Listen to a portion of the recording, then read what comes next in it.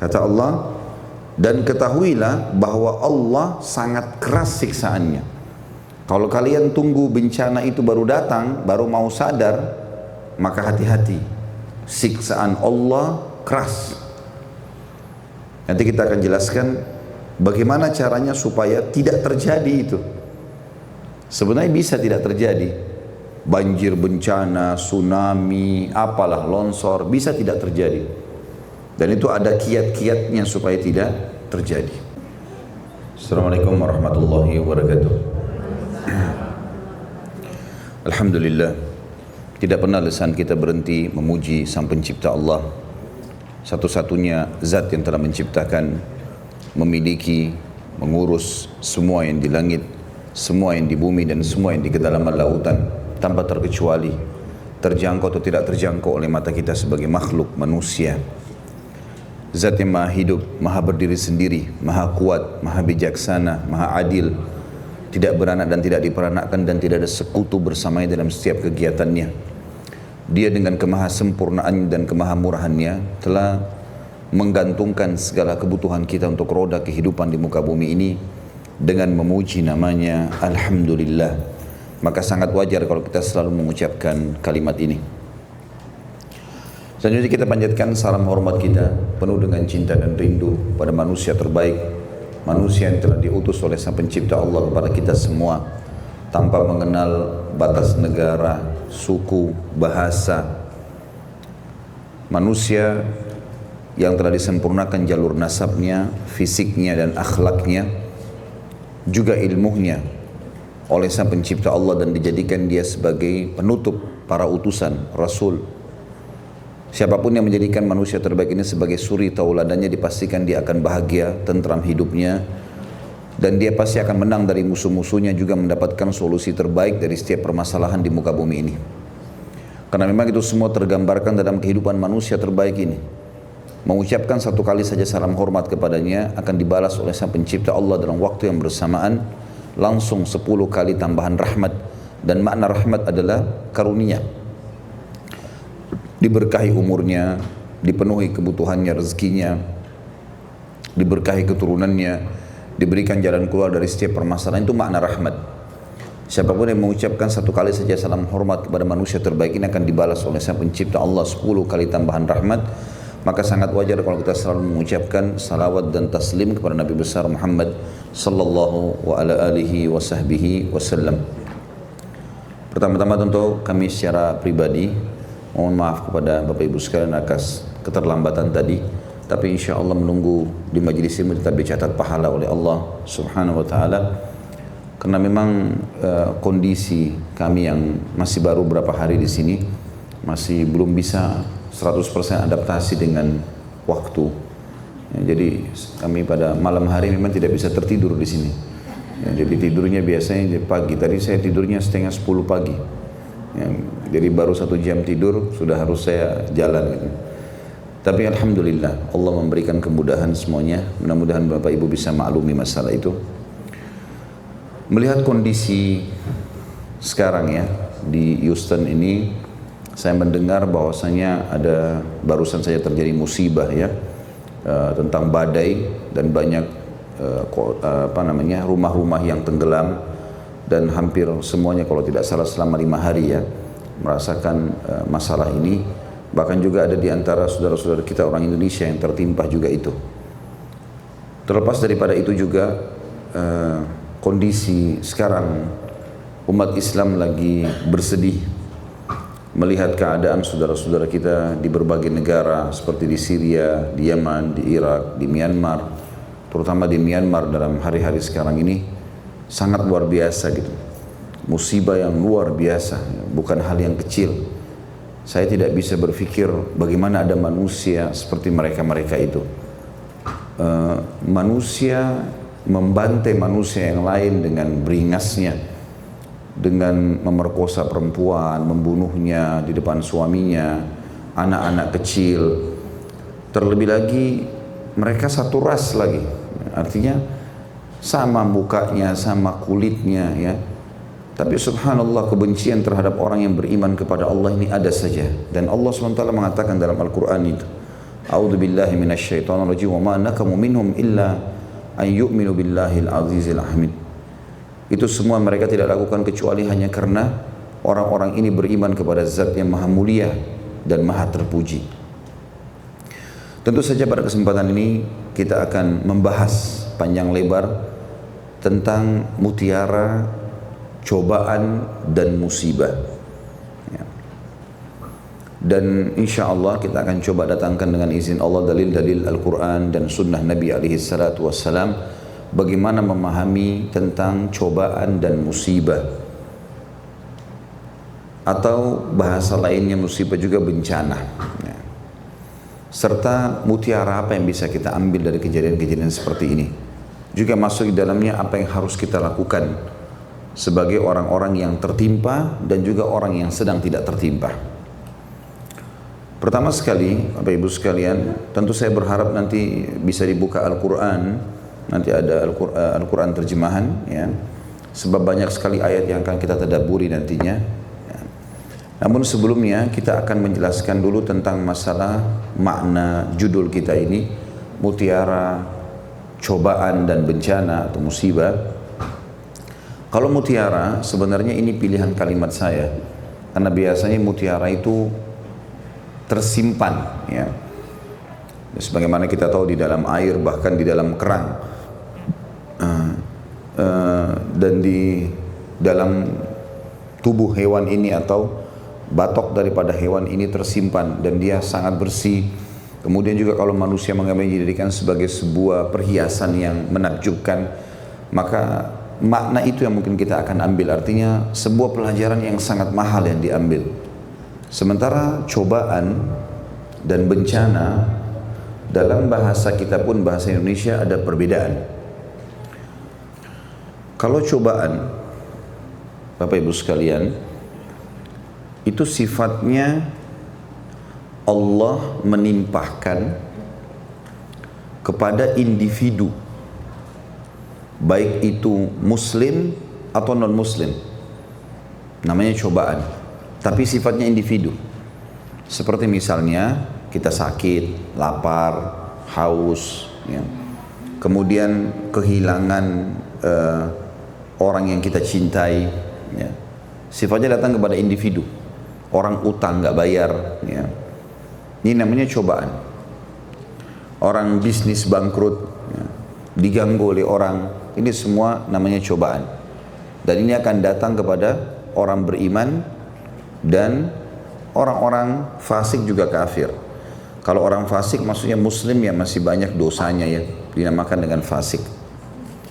Sementara kalau bencana itu sesuatu yang Allah datangkan menimpa sekelompok manusia, bisa sebuah kampung, desa, kota, negara yang merata. Ya mungkin yang seperti Bapak Ibu lihat dalam beberapa waktu yang lalu, ya, di Houston ini saya lihat foto-fotonya sangat luar biasa, banjirnya sampai mobil-mobil ada yang tenggelam, rumah segala macam, mungkin juga memakan korban. Ya mungkin pernah terjadi juga di beberapa wilayah kita di Indonesia, ada longsor, ada banjir segala macam. Nah itu bencana namanya, ya. Dan ini akan menimpa juga kafir ataupun muslim, ya. Bisa menimpa keduanya. Untuk lebih jelasnya kita akan coba lihat dalil-dalil berhubungan dengan masalah itu. Kalau yang pertama masalah cobaan, ini Bapak Ibu sekalian dalilnya adalah surah Al-Baqarah, surah nomor 2 ayat 155, ya. Ayat 155. A'udzu billahi minasyaitonir rajim. Saya akan bacakan ayatnya. Bismillahirrahmanirrahim. وَلَنَبْلُوَنَّكُمْ بِشَيْءٍ مِّنَ الْخَوْفِ وَالْجُوعِ وَنَقْصٍ مِّنَ الْأَمْوَالِ وَالْأَنفُسِ وَالثَّمَرَاتِ وَبَشِّرِ الصَّابِرِينَ. Kami pasti akan menguji kalian secara individu, mau muslim, mau fasik, mau kafir. Maksudnya muslim ini orang yang patuh, atau fasik orang muslim tapi masih banyak dosanya, atau kafir. Semua kami pasti akan menguji kalian, kata Allah. Kami pasti akan menguji kalian dengan sedikit ketakutan. Makna sedikit artinya ketakutan itu akan hilang. Takut sakit, takut ditipu, takut segala macam, ada rasa takut, takut diganggu orang. Sedikit kelaparan, pasti kita akan rasakan lapar setiap harinya atau tiap 2 hari segala macam. Sedikit kekurangan harta, jadi makna sedikit masuk ke semuanya karena Allah tidak akan mengambil semuanya, tapi sedikit dari itu. Sedikit dari kekurangan jiwa, artinya tidak semua kerabat kita spontanitas meninggal, tapi sebagian. Dari sekian banyak kerabat kita yang mati 1 orang, 2 orang, nanti nyusul lagi, nanti nyusul lagi. Dan juga sedikit dari kurangnya hasil panen dari buah-buahan. Serta sampaikanlah kabar gembira kepada orang-orang yang sabar. Tentu ini dalil berhubungan dengan masalah adanya cobaan individual tadi. Sekarang kita masuk dalil tentang adanya bencana, ya, adanya bencana. Di dalam surah Al-Anfal, surah nomor 8 ayat 25, bencana yang tadi saya bilang sifatnya merata, kena kepada semua orang.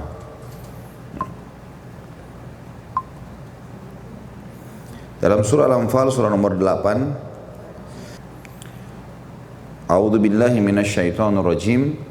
Wattaqu fitnatan la tusibanna alladhina zalamu minkum khassah wa'lamu annallaha syadidul iqab.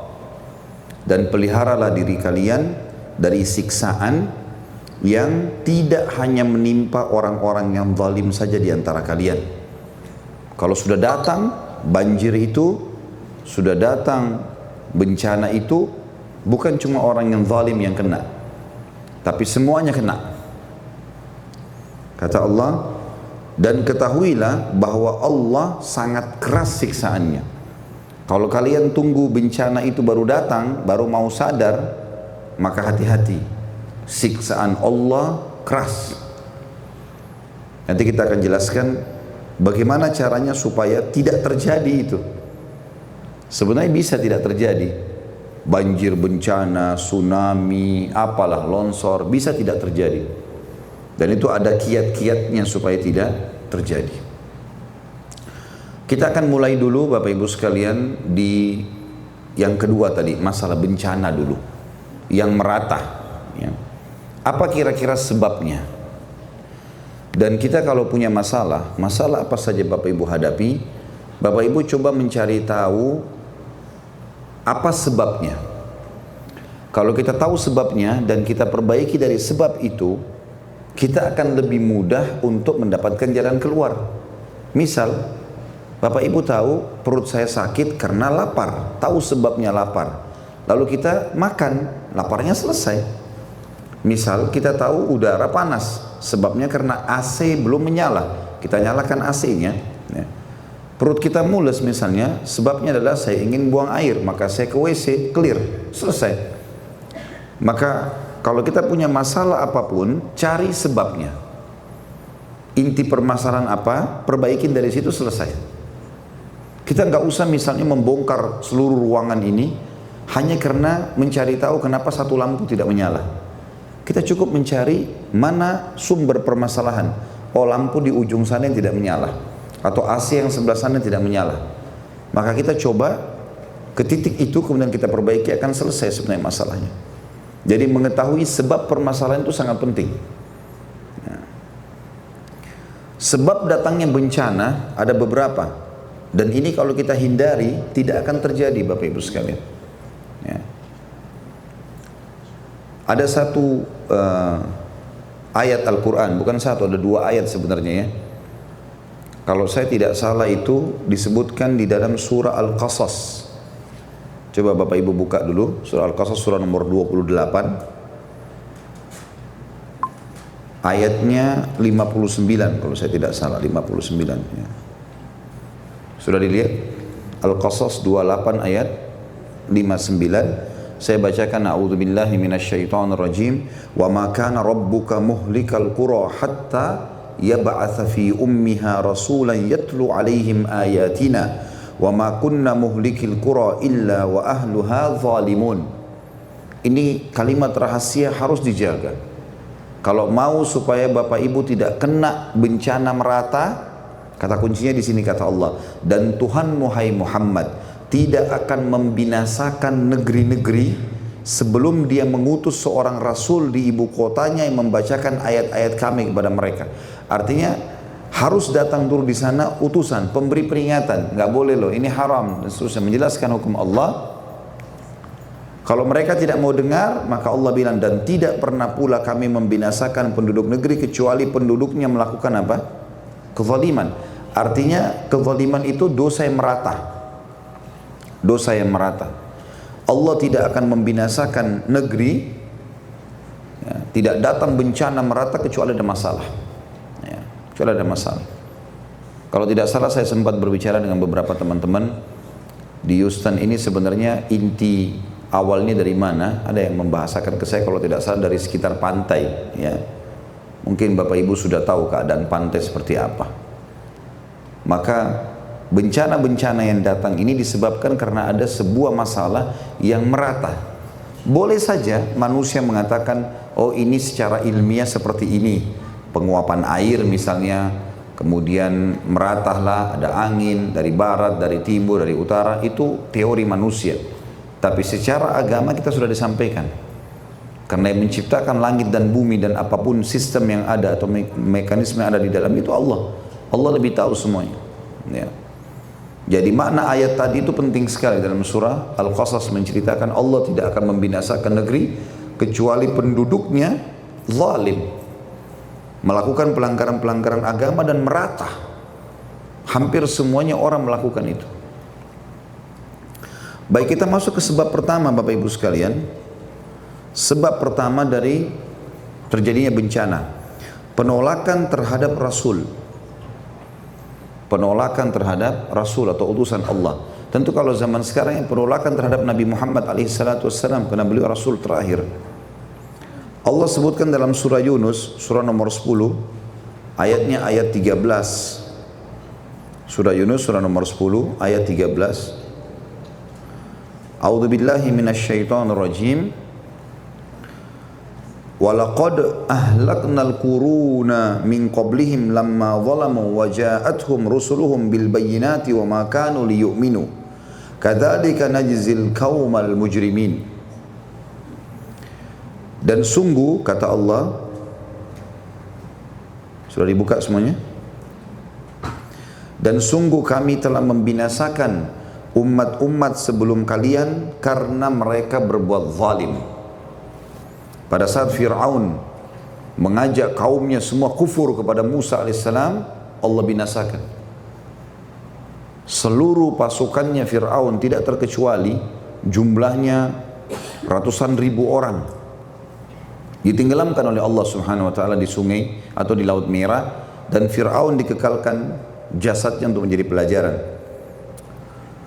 Padahal para rasul mereka telah datang membawa keterangan-keterangan yang nyata pada mereka.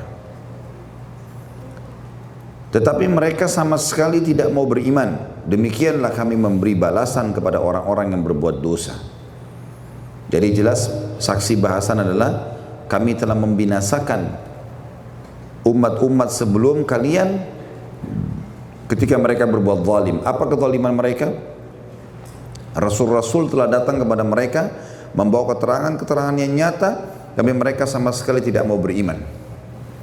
Demikianlah kami memberikan balasan kepada orang-orang yang berbuat dosa. Jadi ini penyebab yang pertama yang menjelaskan tentang datangnya bencana. Dan ada ayat lain, masih poin ini juga, dalam surah Al-Anfal, surah nomor 8 tadi kita kembali, ayat 54.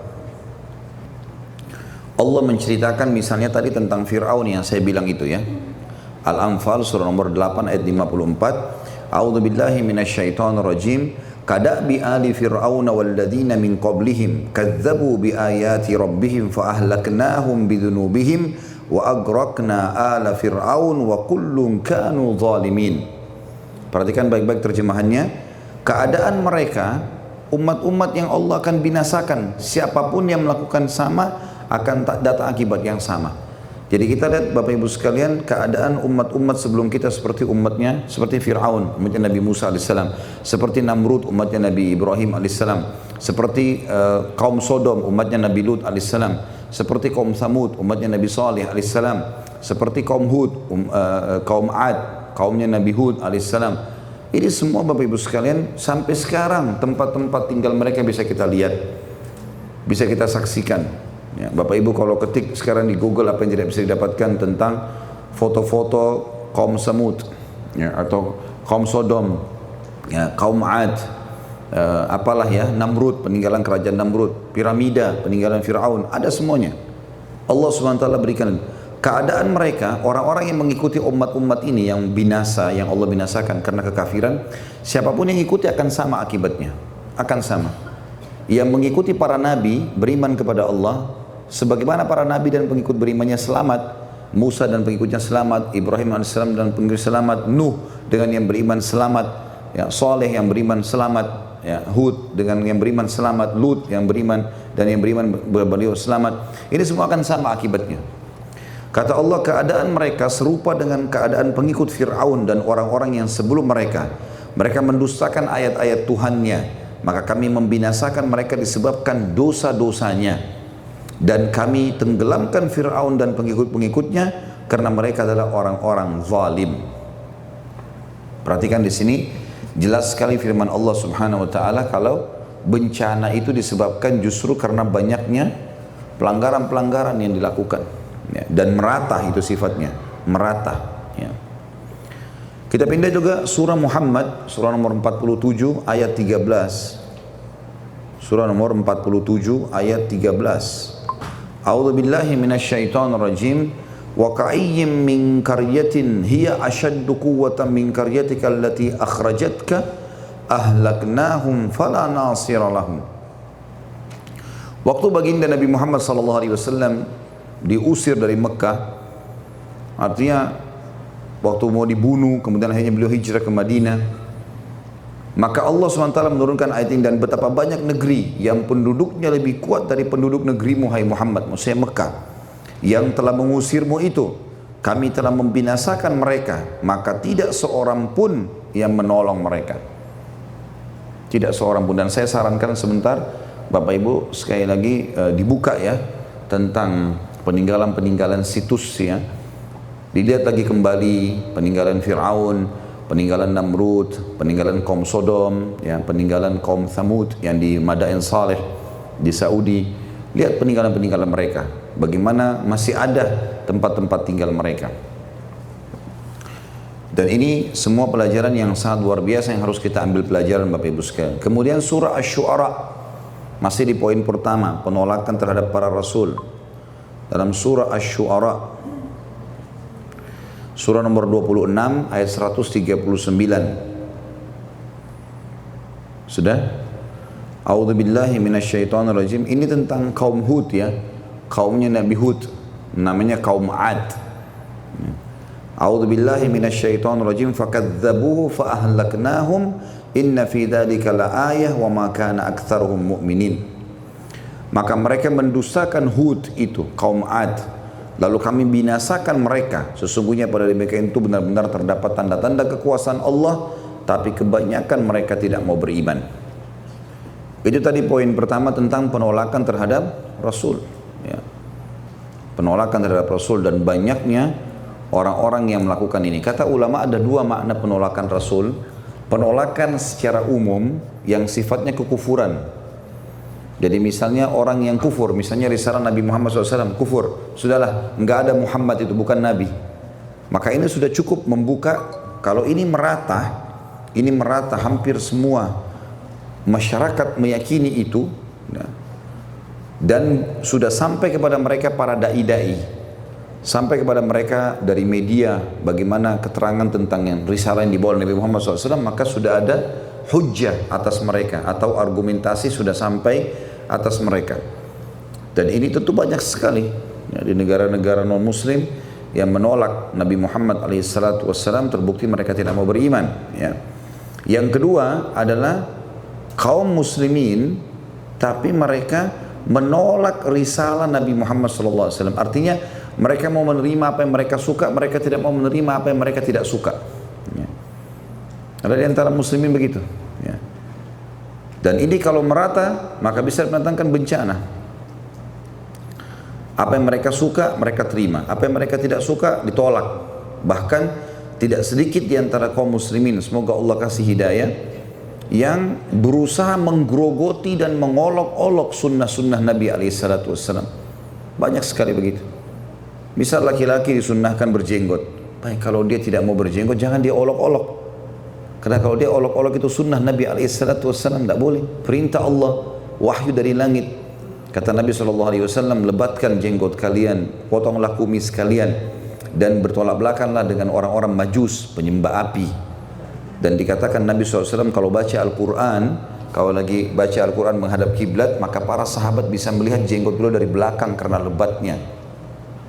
Baik, ada orang menjadikan itu bahan olok-olok, gitu kan? Kenapa begini, kenapa begitu? Baik, kalau tidak mau lakukan, jangan olok-olok. Karena mengolok-olok sunnah Nabi SAW masuk dalam masalah penolakan terhadap Rasul, berbahaya, menjadi penyebab pemicu datangnya bencana umum. Misalnya seorang muslimah pakai jilbab, dia pakai karena dia tahu ini agama perintahkan, gitu. Lalu kemudian ada orang tidak pakai jilbab, ngolok-ngolok, kenapa pakai jilbab, kenapa jilbabnya besar, kenapa begini, kenapa harus diolok-olok. Kalau kita lihat ada orang lebih baik secara agama, Bapak Ibu sekalian, kita harus memujinya. Kita mengatakan Masya Allah, mudah-mudahan satu waktu saya bisa seperti kamu ya, gitu. Ya, kita harus belajar, bukan malah kita olok-olok. Nah, ini masuk poin kedua dalam masalah penolakan terhadap Rasul, ya, terutama di sini Nabi Muhammad SAW. Makanya kata Nabi SAW, kullukum yadkhulul jannata illa man aba, dalam hadis sahih. Kalian semua pasti bisa masuk surga kecuali yang menolak.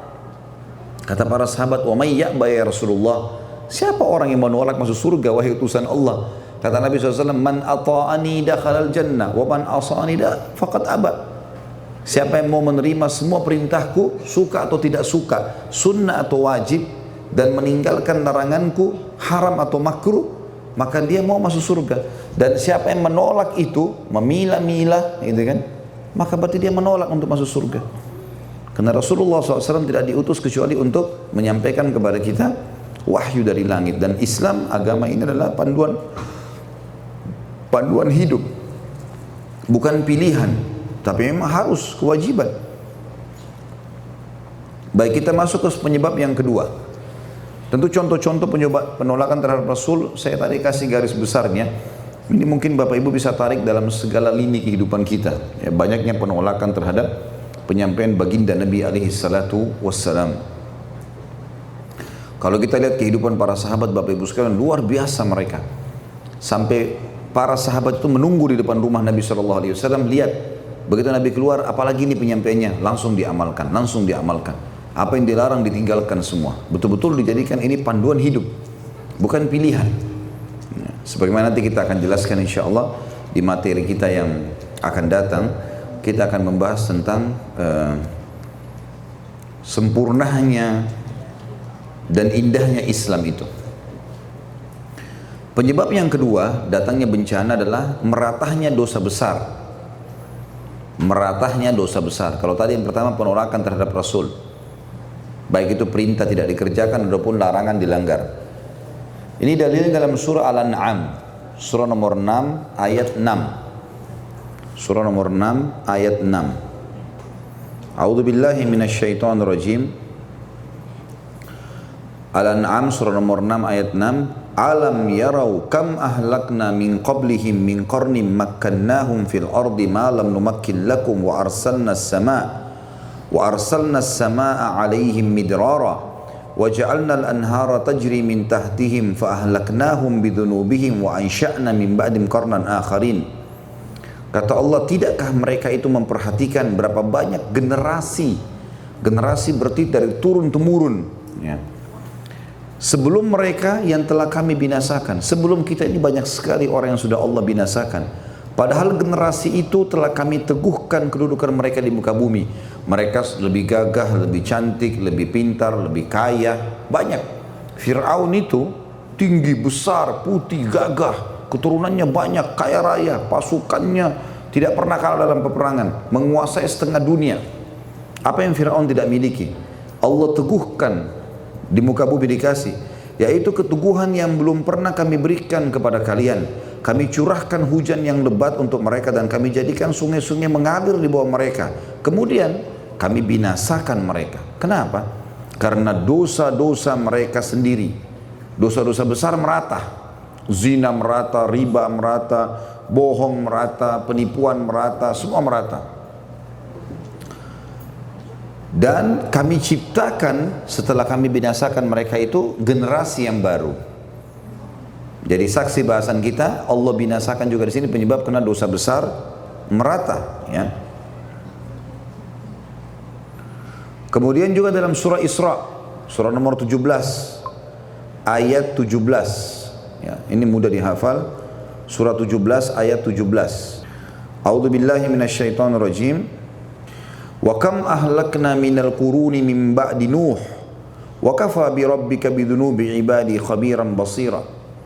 Dan berapa banyak kaum setelah Nuh yang telah kami binasakan, dan cukuplah. Sebabnya kenapa? Kenapa Allah masih binasakan lagi? Tidak ada orang, Bapak Ibu sekalian, dari orang yang beriman sama Allah. Populasi manusia 7,5 miliar sekarang, 6 miliarnya itu agama profetis, agama Samawiyah, Yahudi, Nasrani, Muslim. Tidak ada 3 agama ini yang tidak mengenal kisah Nabi Nuh. Bagaimana Allah binasakan negeri dunia ini, semuanya banjir, semuanya hancur. Bahkan sebagian ahli sejarah mengatakan di waktu itulah Ka'bah pun hancur. Bangunan Ka'bah rubuh, tinggal pondasinya. Nanti di zaman Ibrahim alaihissalam, generasi kesekian dari anaknya Nuh, baru Allah suruh bangun kembali. Semuanya binasa. Artinya manusia harus ambil pelajaran. Kenapa Allah binasakan? Karena mereka tidak mau beriman kepada Allah SWT. Lalu kata Allah, berapa banyak kaum itu 3 orang ke atas, diistilahkan dengan kaum. Setelah Nuh yang telah kami binasakan. Apa sebabnya? Itu cukuplah Tuhanmu yang maha mengetahui, maha melihat, dan maha melihat dosa hamba-hambanya. Jadi itu semua dikarenakan dosa mereka. Ini dosa yang merata, ya. Tentu ini dosa-dosa besar. Kalau dosa-dosa kecil tidak menjadi penyebab bencana. Dosa besar cukup banyak, durhaka sama orang tua, berzina, riba, bohong, ya, zalim, banyak. Tapi yang paling umum itu adalah perzinahan, minuman keras, khamr, ya. Apa yang tidak kita lihat depan mata sekarang? Di negara Islam itu negara kafir. Hampir semuanya sama, kecuali negara yang Allah selamatkan, yang menerapkan hukum Allah SWT mungkin. Tapi kalau negara-negara umumnya merata semuanya. Satu saja perbuatan zina, satu saja minuman keras diminum oleh satu orang, itu sudah bisa mendatangkan masalah buat dia. Kalau merata, ada yang jual, ada yang minum, ada yang ajak, ada kemana-mana, dan tidak ada yang meluruskan, ini masalah ini. Ya. Ini penting sekali untuk digarisbawahi, maka hati-hati. Yang ketiga, penyebabnya kezaliman. Tentu kezaliman, Bapak Ibu sekalian, masuk dalam dosa besar. Tapi saya sendirikan poinnya dalam tulisan saya, karena kezaliman ini butuh kita rincikan. Zalim itu masuk dalam 2 hal: mengambil haknya orang lain atau tidak memberikan haknya orang lain. 2 hal itu. Jadi ada orang punya, misalnya ini barang punya dia, kita ambil secara paksa, zalim. Atau haknya orang lain tidak kita berikan, misalnya pegawai tidak dikasih gaji, haknya orang lain, haknya istri, haknya suami, haknya anak, haknya orang tua, itu namanya kezaliman, ya. Ini juga menjadi penyebab. Kalau kezaliman merata, maka ini akan menjadi penyebab bencana. Jangan heran kalau datang perampok lalu mengambil semuanya. Jangan heran kalau datang banjir menghantam semuanya. Jangan heran kalau datang longsor semuanya kena, dan seterusnya, ya. Jadi harus jadikan sebagai bahan muhasabah. Surah Al-Hajj dalilnya, surah nomor 22 ayat 45. Surah nomor 22 ayat 45. A'udzu billahi minasyaitonir rajim. Faka'ayyin min qaryatin ahlaknaha wa hiya zalimah wa hiya zalimatun fahiya khawiyatun ala urushiha wa bi'rin mu'attalatin wa qasrin masyid. Maka betapa banyak negeri yang telah kami binasakan karena penduduknya dalam keadaan zalim, mengambil haknya orang lain, saling mengambil hak atau tidak memberi hak orang lain, sehingga runtuh bangunan-bangunannya. Dan betapa banyak pula sumur-sumur yang telah ditinggalkan dan istana-istana yang tinggi tidak ada penghuninya. Artinya Allah SWT perlihatkan kepada kita karena kezaliman itu merata, maka Allah jadikan semua itu jadi permasalahan. Ya. Tentu di sini Bapak Ibu bisa kalau selesai kejadian banjir ini ya, atau ada masalah apa ya yang sifatnya bencana umum, coba kita lewat setelah kejadian selesai dan lihat baik-baik. Bukankah tadi itu rumah-rumah mewah yang bagus? Bukankah tadinya mobil-mobil yang bagus? Bagaimana Allah menjadikan sebagai pelajaran buat kita. Lihat bagaimana kalau siksaannya Allah datang gitu ya. Bapak Ibu tahu gempa kalau terjadi itu hitungan detik. Para ilmuwan mengatakan kalau gempa itu terjadi 1 menit habis bumi ini. Hancur semua, 1 menit. Jadi kalau Allah mau binasakan kita luar biasa gitu. Hati-hati, jangan main-main. 1 menit gempa, bumi ini hancur. Makanya hitungannya sekian detik, 7 detik, 15 detik. Itu kalau sudah 30 detik luar biasa. Hancur semua. Saya ada cuplikan Jepang, negara yang paling rentan dengan gempa ya. Mungkin termasuk juga di sini ya, tapi saya dapatnya informasi di Jepang ini sampai para ilmuwan saking penasarannya akhirnya mereka buat bangunan anti gempa. Saya nonton cuplikannya, dipraktikin bangunan itu sampai dia ada di bom ya, dibuat bom di dekatnya itu nggak hancur. Hebat sekali bangunannya menurut kacamata manusia. Lalu diberitakanlah di TV Jepang kalau ini bangunan yang hebat dan seterusnya. Bapak Ibu tahu apa yang terjadi? Subhanallah, pas musim gempa datang, yang paling pertama hancur bangunan itu. Kalau orang-orang mereka mengatakan, kalau manusia tidak beriman sama Allah, oh mungkin ada hitung-hitungan manusia yang meleset seperti hitungan teknik sipilnya ya, masalah hitungan bangunan segala macam. Nanti kita akan buat lagi yang baru ini begini dan begitu. Mereka tidak ambil pelajaran dari situ. Ya. Kalau ini sebenarnya Allah SWT ingin menunjukkan keajaiban yang luar biasa. Penyebab yang keempat, dan ini akan kita titik beratkan, datangnya bencana. Hindari sebab-sebab ini tidak akan terjadi. Seperti Bapak Ibu, saya tidak mau lapar. Bagaimana caranya? Ya, beberapa saat mungkin kita makan.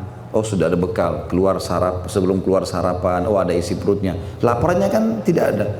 Mungkin sebelum energinya habis dia makan lagi sedikit. Akan terhindar dari itu kan. Nah seperti itulah. Yang keempat ini yang harus kita garis bawahi, penting sekali. Tidak menyeru kepada kebaikan dan tidak melarang dari kemungkaran. Ini luar biasa ini. Tidak menyeru kepada kebaikan, tidak amar ma'ruf dan tidak nahi mungkar. Tidak menyuruh kepada kebaikan dan tidak melarang dari kemungkaran. Tentu kebaikan ini atau ma'ruf semua yang Allah perintahkan Bapak Ibu sekalian. Semua yang Allah perintahkan namanya ma'ruf. Semua yang Allah larang namanya mungkar. Allah Subhanahu wa taala menyebutkan penguat ini ayat yang akan saya bacakan sebentar lagi, ayat rahasia yang luar biasa. Mirip dengan tadi surah Al-Qasas. Ya Al-Qasas 2 ayat surah nomor 28 ayat 59 tadi. Ini mirip ini. Dalilnya surah